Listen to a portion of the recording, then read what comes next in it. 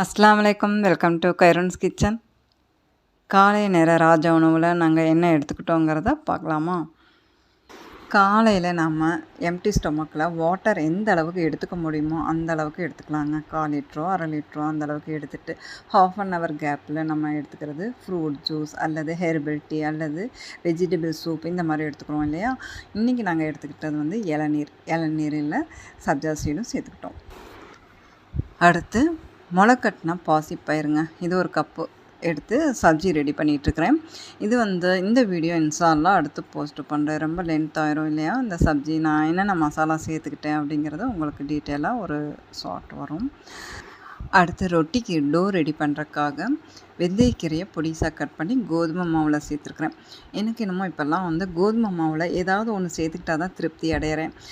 கீரைகள் நம்ம செஞ்சால் அந்த கீரைகள் அந்த ஒரு நேரத்துலேயே காலி ஆகிறது கிடையாது. நம்ம காலையில் இந்த மாதிரி சப்பாத்திக்கு நம்ம போட்டுட்டு மீதமுள்ள கீரையை மதியானம் லஞ்சுக்கு வச்சுக்கலாம். அப்போ நைட் நேரம் நம்ம கீரை சாப்பிட முடியாது இல்லையா? அதனால் மீதமும் ஆகாது, நம்ம காலை நேரம் எடுத்துக்கிறதுனால ஹெல்த்தியும் கூட.